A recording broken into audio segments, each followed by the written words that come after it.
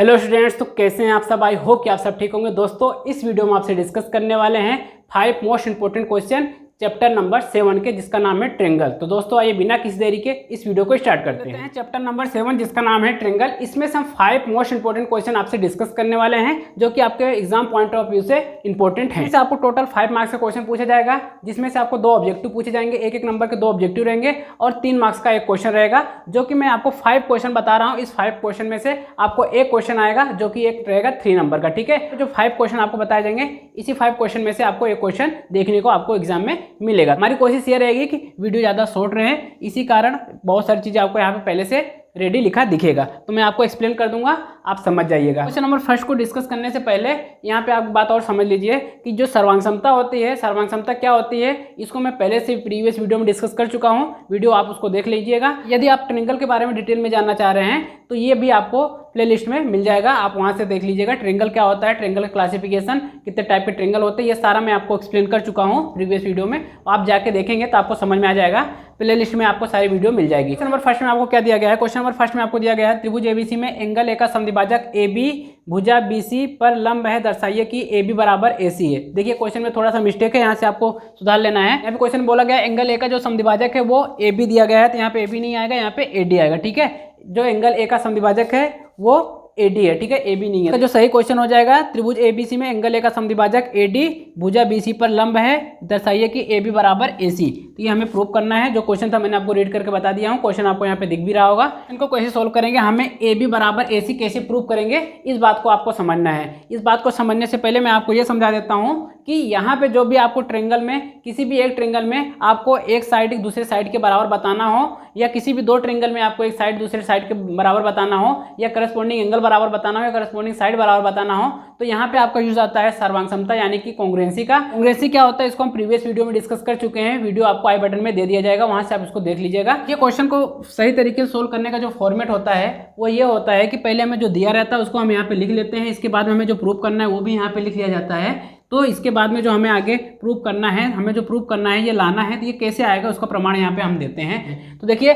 हमें क्वेश्चन में क्या क्या दे रखा है। क्वेश्चन में हमको दे रखा है त्रिभुज ABC में एंगल ए का समद्विभाजक क्या है, AD है, और साथ ही साथ AD जो है वो परपेंडिकुलर है BC। इसका मतलब है जो उल्टा T होता है ये है परपेंडिकुलर का साइन होता है, यानी कि कोई एक लाइन है जो कि BC पे परपेंडिकुलर है। परपेंडिकुलर का सीधा सा मतलब होता है 90 डिग्री के एंगल से होता है। ठीक है, यहाँ पे यानी कि 90 डिग्री का एंगल बन रहा है, यहाँ पे 90 डिग्री एंगल का बन रहा है, तो यहाँ पे भी 90 डिग्री का एंगल होगा। आपको पता होगा कोई स्ट्रेट लाइन होती है तो उसका एंगलों का सम कितना होता है, 180 डिग्री। तो ये 90 ये 90 तो कितना हो जाएगा, दोनों मिला के 180 डिग्री हो जाएंगे। आपको यहाँ से प्रूफ भी मिल जाएगा। यानी कि अगर AD BC पे परपेंडिकुलर है तो सीधा सा मतलब हो गया कि यहाँ पे 90 डिग्री का एंगल बन रहा है और यहाँ पे भी 90 डिग्री का एंगल बन रहा है। यहाँ पे आपको 2 चीज़ें समझ में आना है। अगर AD परपेंडिकुलर है BC पे तो यहाँ पे एंगल बन रहा है 90 डिग्री का, और साथ ही साथ अगर एंगल A का समद्विभाजक हमें AD दे रखा है तो हम यहाँ से ये लिख सकते हैं कि जो एंगल ये होगा, ये एंगल इस एंगल के बराबर है, ये हमको दिया है। क्या लिख सकते हैं, एंगल BAD बराबर हो जाएगा एंगल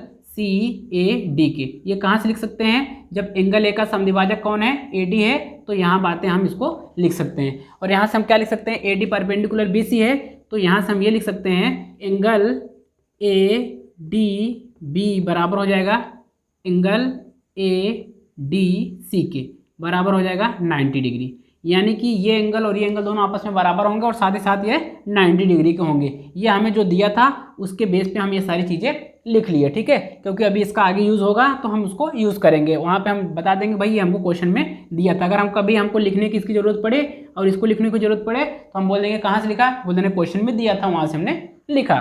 तो ये बातें दे रखी थी जिसको हमने ये लिखा, और ये दे रखा था इसको हमने ये लिखा। ठीक है, और साथ साथ हमें सिद्ध क्या करना है, AB बराबर AC प्रूव करना है। ये कैसे किया जाएगा, देखो यहाँ पे AB बराबर AC प्रूव करना है। जब कभी भी आपको 2 ट्रेंगल में, यहाँ पे देखो 2 ट्रेंगल बन रहे हैं, यहाँ पे एक ट्रेंगल ये हो गया और एक ट्रेंगल ये हो गया। ठीक है, तो देखिए यहाँ पे 2 ट्रेंगल है, ट्रेंगल ADB या ABD भी बोल सकते हो आप, इसी प्रकार से ACD 2 ट्रेंगल हैं। यदि हम दोनों ट्रेंगल को सर्वांग बता देंगे तो हम बोल सकते हैं ना कि ये एंगल इस एंगल के बराबर तो दिया है हमको, और हम इस एंगल को इस एंगल के बराबर बता सकते हैं, और ये साइड को इस साइड के बराबर बता सकते हैं, और इस साइड को इस साइड के बराबर बता सकते हैं। तो हमें सीधा सा होगा भाई अगर ये दोनों ट्रेंगल कॉन्ग्रुएंट हो जाते हैं तो ये साइड इस साइड के बराबर हो जाएगा। बस ये तो प्रूव करना है हमें। तो भाई कॉन्ग्रुएंसी कौन सी लगाओगे, कॉन्ग्रुएंसी कौन सी लगेगी, तो हमें समझना इसको लिखा कैसे जाता है ये मैं सिस्टमेटिक तरीके से आपको लिख के बता रहा हूँ, आप ध्यान से देखेंगे और इसको समझेंगे। देखिए क्वेश्चन में हमें क्या क्या दे रखा है, यहाँ पे हमारे पास दो ट्रिंगल बने हैं। दो ट्रिंगल कौन कौन से हैं, ट्रिंगल ए बी डी और ट्रिंगल ए सी डी में। दो ट्रिंगल ए बी डी और ट्रिंगल ए सी डी में दो ट्रिंगल हमको दिए थे, दोनों ट्रिंगल हमने लिख लिया। अब इसमें हमें क्या क्या पता है, तो यहाँ पे देखिए एंगल ये बराबर एंगल दे रखा है, यानी कि angle B A D, angle B A D बराबर angle C A D, angle C A D ये बराबर दे रखा। भाई बराबर क्यों दे रखा है, बोल देना कि यहाँ पे दिया है, ठीक है। इसका रीज़न भी लिखना है आपको साथ में, तो बोल देना ये हमको दिया है तो उसके कारण हमने ये लिख दिया है। और साथ ही साथ हमको क्या दे रखा है, ये बराबर क्या होगा, ए डी बराबर होगा ए डी। क्यों भाई, बोल देना दोनों कॉमन है, ठीक है। क्या है, कॉमन मतलब होता है उभयनिष्ठ, ठीक है। यहाँ पर आप लिख लेना उभयनिष्ठ। और साथ ही साथ हमें क्या पता है कि एंगल ए डी बी बराबर हो जाएगा एंगल ए डी सी के। क्यों, बोल देना कि यहाँ पे 90 डिग्री है, दोनों एंगल 90 डिग्री हैं और हमको दिया है। कहाँ से लिखा भाई हमने, बोल देना ये गिवन दैट में है, ठीक है। आपको ये बताया था कि किसी भी ट्रायंगल में टोटल 6 डायमेंशंस होती है, उस 6 डायमेंशंस में हमें किसी भी 3 डायमेंशंस को बराबर बताना रहता है किसी दूसरे ट्रायंगल के, तो हम ये कह देंगे वो दोनों ट्रायंगल क्या हो जाएंगे, कॉन्ग्रुएंट हो जाएंगे, ठीक है। कल हमको दिए थे इन दोनों ट्रायंगल में हमने इस एंगल को इस एंगल के बराबर बता दिया और साथ साथ इस साइड को इस साइड के कॉमन बता दिया, क्योंकि ये देखो दो ट्रायंगल बन रहे हैं। दो ट्रायंगल कौन से हैं, ये पहला ट्रायंगल और ये हमारा दूसरा ट्रायंगल है, ठीक है। इस एंगल को इस एंगल के बराबर बता दिया और इस साइड को इस साइड के बराबर बता दिया और इस एंगल को इस एंगल के बराबर बता दिया। जब हमने इन दोनों ट्रायंगल में इस एंगल के बराबर बताया, इस साइड को इस साइड के बराबर बताया, इस एंगल को इस एंगल के बराबर बताया, तो हमको पता हो गया कि भाई ये देखो यहाँ पे था एंगल और फिर साइड फिर ये एंगल साइड एंगल कॉन्ग्रुएंसी के थ्रू ये दोनों ट्रायंगल क्या हो जाएंगे, कॉन्ग्रुएंट हो जाएंगे। तो हम ये लिख सकते हैं कि triangle A B D congruent हो जाएगा ट्रायंगल ए सी डी। अब देखिए ए बी डी ये ट्रायंगल ए सी डी इस ट्रायंगल के कॉन्ग्रुएंट हो गया है। जब कॉन्ग्रुएंट हो गया भाई इसमें कॉन्ग्रुएंसी कौन सी लगाए, बोल देना एंगल साइड एंगल कॉन्ग्रुएंसी के थ्रू ये दोनों ट्रायंगल एक दूसरे के कॉन्ग्रुएंट यानी कि सर्वांगसम हो गए हैं। अब सर्वांगसम हो गए हैं तो हम क्या लिख सकते हैं, हमें यह पता है जब किसी भी दो ट्रायंगल को हम कॉन्ग्रुएंट प्रूव कर देते हैं तो इसके करस्पॉन्डिंग एंगल और करस्पॉन्डिंग साइड आपस में हम बराबर लिख सकते हैं। ये हमारा अधिकार है। अधिकार इसलिए है क्योंकि हमने इस दोनों ट्रायंगल को कॉन्ग्रुएंट प्रूफ यानी कि सर्वांगसम प्रूफ कर दिया है, ठीक है। तो इसी कारण अब हम ये लिख सकते हैं कि ए बी बराबर क्या हो जाएगा, इसी कारण हम ए बी बराबर ए सी लिख सकते हैं। भाई क्यों, बोल देना सी पी सी टी। तो सी पी सी टी का मतलब होता है corresponding part of congruent triangle, यानी कि किसी भी दो ट्रायंगल को अगर हमने कॉन्ग्रुएंट प्रूव कर दिया है तो उसके करस्पॉन्डिंग एंगल और करस्पॉन्डिंग साइड आपस में बराबर हो जाते हैं। ये कॉन्ग्रुएंसी के थ्रू हम जानते हैं, ठीक है। इसी कारण हमने ये लिख दिया ए बी बराबर ए सी, ये हो गया सी पी सी टी के थ्रू। यही हमें प्रूव करना था, यहाँ पे लिख देना। अतः यह सिद्ध होता है कि ए बी बराबर ए सी है। ए बी सी में ए बी बराबर ए सी हो गया, तो यानी कि ट्रायंगल ए बी सी में ए बी बराबर ए सी होने के कारण ये साइड इस साइड के बराबर हो गया। तो देखिए त्रिभुज ए बी सी कौन सा त्रिभुज है, जब किसी भी त्रिभुज में दो साइडें बराबर होती है तो उसे कहते हैं हम समद्विबाहु त्रिभुज, ठीक है। समद्विबाहु त्रिभुज होता है यानी कि आइसोसेलेस ट्रायंगल हो जाता है। तो ये ट्रायंगल ए बी सी क्या हो गया, ए बी सी समद्विबाहु त्रिभुज हो जाएगा। आई होप दोस्तों क्वेश्चन नंबर फर्स्ट आपको समझ में आ गया होगा। हम बात कर लेते हैं क्वेश्चन नंबर सेकंड की। सेकंड में आपको दिया गया है कि त्रिभुज ए बी सी एक समद्विबाहु त्रिभुज है जिसमें ए बी बराबर ए सी है और ए बी परपेंडिकुलर है बी सी पर। तो आपको बताना है एंगल बी बराबर एंगल सी होगा, ये आपको बताना है। देखो क्वेश्चन में क्या क्या दे रखा है, तो क्वेश्चन में आपको दे रखा है ए बी सी एक समद्विबाहु त्रिभुज है। यदि ए बी सी एक समद्विबाहु त्रिभुज है तो यहाँ पे दो साइडें आपको बराबर दी होनी चाहिए। तो जो दिया गया है ए बी बराबर ए सी, ये दोनों साइडें आपस में बराबर दी गई है। और साथ ही साथ आपको ये दिया गया है ए पी परपेंडिकुलर है बी सी पे। अगर ए पी परपेंडिकुलर है बी सी पे तो यहाँ हम ये लिख सकते हैं कि एंगल ए पी बी बराबर हो जाएगा एंगल ए पी सी के, यानी कि यहाँ पे दोनों एंगल क्या हो जाएंगे 90 डिग्री। अगर ए पी परपेंडिकुलर है बी सी पे तो हम ये लिख सकते हैं कि जो ये एंगल है ये एंगल इस एंगल के बराबर होगा और वो कितना होगा 90 डिग्री। परपेंडिकुलर का सीधा सा मतलब होता है 90 डिग्री एंगल से। आई होप कि आपको समझ में आ गया होगा। और साथ ही साथ हमें यह दे रखा है कि त्रिभुज ए बी सी एक समबाहु त्रिभुज है। तो समबाहु त्रिभुज में दो साइडें बराबर दे रखी, ए बी बराबर ए सी दे रखा है। तो जो ए बी बराबर ए सी है तो देखिए यहाँ पे जो 90 डिग्री का एंगल का सामने जो साइड होती है वो होती है हाइपोटेनियस यानी कि कर्ण होती है। यहाँ पे भी 90 डिग्री का एंगल बना, यहाँ पे भी 90 डिग्री का एंगल बना। तो ये हो गया राइट एंगल ट्रायंगल यानी कि समकोण त्रिभुज हो गया है। तो समकोण त्रिभुज में जो 90 डिग्री का एंगल होता है उसके सामने वाली जो साइड होती है वो होती है हाइपोटेनियस कर्ण होती है, ठीक है। तो यानी कि ये ए बी और ए सी क्या हो जाएंगे, ए बी और ए सी क्या हो जाएंगे, कर्ण हो जाएंगे। कर्ण मतलब हाइपोटेनियस, ठीक है। ये हो गया हाइपोटेनियस, ये वही कर्ण है जो महाभारत वाला करना था। ठीक है, हमें प्रूव करना है एंगल बी बराबर एंगल सी को, यानी कि एंगल बी को एंगल सी के बराबर हमको बताना है। तो हमको पता है कि यहाँ पे भी दो ट्रायंगल बन गए हैं। अब इन दोनों ट्रायंगल को अगर हम कॉन्ग्रुएंट प्रूव कर सकते हैं तो हम ये कह देंगे कि भाई एंगल बी बराबर एंगल सी हो जाएगा सीपीसीटी के थ्रू। सिंपल सा है। ठीक है, क्योंकि हमको पता है कि अगर दो ट्रायंगल कॉन्ग्रुएंट हो गए हैं तो उनके करस्पॉन्डिंग एंगल और करस्पॉन्डिंग साइड आपस में हम बराबर लिख सकते हैं। ये हमारा अधिकार है क्योंकि हम इन ट्रायंगल को दोनों कॉन्ग्रुएंट यानी कि सर्वांग प्रूव कर दिए हैं। अब हम बात कर लेते हैं इसके सिस्टमेटिक तरीके से, लिख के मैं आपको बता देता हूँ। देखिए कैसे लिखा जाएगा। अब लिखेंगे ट्रायंगल ए बी पी और ट्रायंगल ए सी पी में। देखिए ट्रायंगल ए बी पी और ट्रायंगल ए सी पी में। अब हम इसमें हम क्या लिख सकते हैं, अब हम ये लिख सकते हैं, देखिए हम हमारे पास दो ट्रायंगल अगर आपको समझ में है तो इस प्रकार से आपको दो ट्रायंगल में इसे कन्वर्ट कर लेना अलग से। तो ये क्या है, ये ए है, पी है, ये ए है और ये पी है और ये सी है और ये बी है। तो आपको यहाँ पे पता है ये बराबर इस साइड के है, तो यहाँ पे लिख दीजिए ए बी बराबर है, ए बी बराबर आपको पता है ए सी के, और साथ साथ आपको क्या पता है कि यहाँ पे एंगल बराबर है और साथ साथ ये दोनों साइड कॉमन है।